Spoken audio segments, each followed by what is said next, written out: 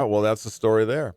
Very good. It's 8:08 here on the Need to Know Morning Show. Please have Kristi Simmons in studio with us this morning. Kristi, Public Relations and Volunteer Committee at Salvation Army of Fargo. Good morning, Kristi. How are you? Good morning. I'm well. How are you? Great. Thanks for coming in today, making us a part of your Monday morning routine here. So thanks for doing that. Very thankful to have you here to tell us a little bit about what's going on with Salvation Army of Fargo coming up here this winter. Coats for Kids is an important part of the fall and winter calendar at Salvation Army. Tell us what's going on this year with that. Well, right now we're doing the Coats for Kids and Families drive. That started last week, and it wraps up at the end of the day today. So if anybody has any coats, boots, hats, gloves, snow pants, scarves, winter apparel that's gently used or new that they're not going to use this year, please feel free to take it to any of the Hornbachers locations. And if you run out of time and you still want to donate stuff, it can always be dropped off at our downtown core location. And so we're actually moving the distribution event to a new time and location this year too. So the 4th and 5th of October, we will be moving the coat distribution to the Fargo Air Museum. Okay. Now, is there any certain ages or sizes of coats you're looking for? I mean, how does that go? Yep. We always have the biggest need for kids' coats. So youth sizes down to toddlers. Okay. And then men's and women's like XL through triple XL sizes. Okay. All right. And so the drive started, but back right around Labor Day then? Or when did the drive start? Yep, the 6th of September. Okay. Mm-hmm. And are any changes to how you've done it in years past? I've heard there's a little bit of an adjustment to how things are going to be done with the process. Tell us about that. Yep.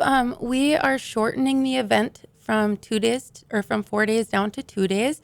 And we are doing that because we figured that it would be easier for families to get in there with our more extended hours. In the past, we wrapped up at 4 p.m. most days. This year, we're going to do it from 10 a.m. to 7 p.m.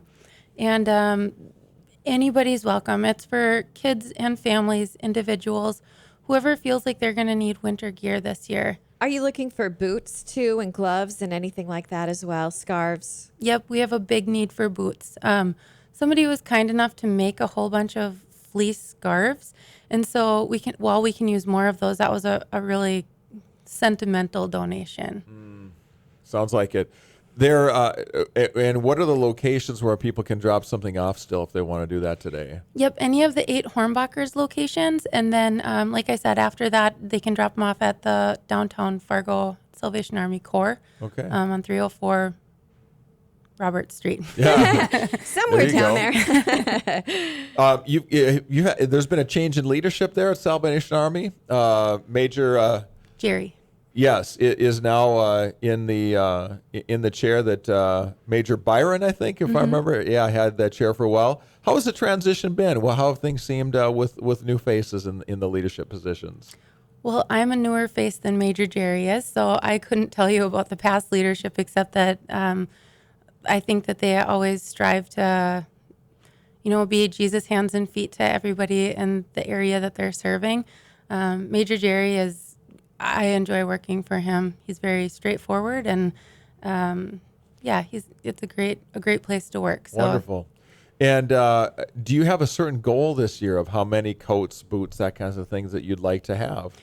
Our goal is just to meet the needs of everyone in the area. So we've seen an increase year over year in the number of families and individuals that have come to utilize our services.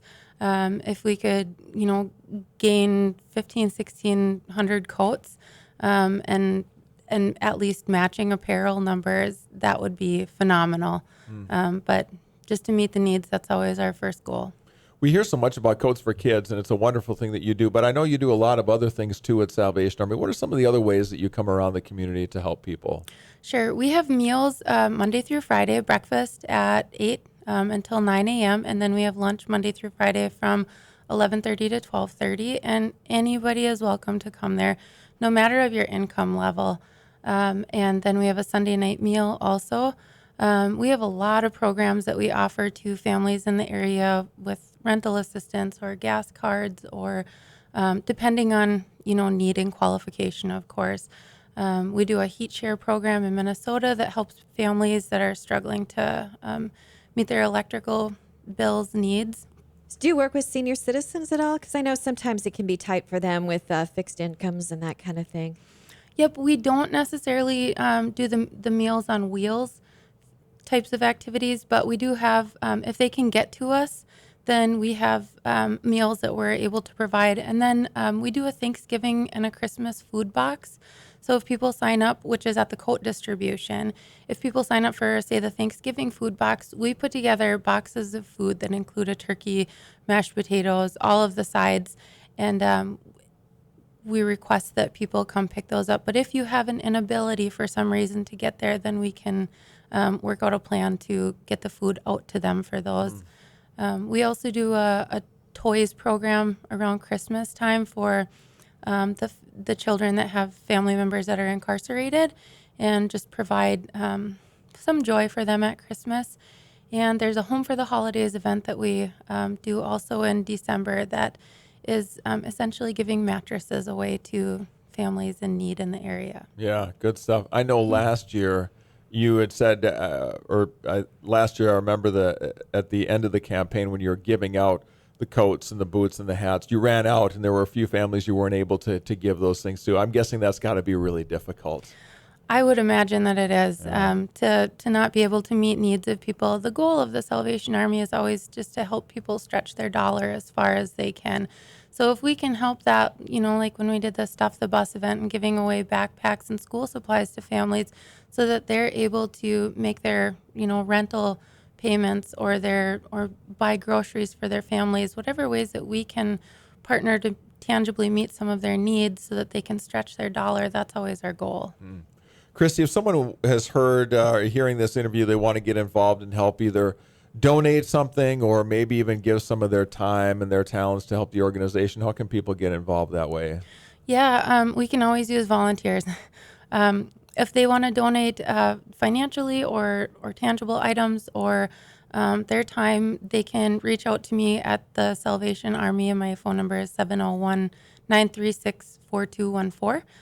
Or you can look on our website, or you can find our Facebook page. Any of those will be the most effective ways to get involved in our organization. Great. Kristi, thanks for all that you do. Thank you for coming in today. Tell us a little bit more about it. Thank you. Thank you for having us. Kristi Simmons, Public Relations and Volunteer Coordinator from the Salvation Army of Fargo. It's 8:15. When we come back on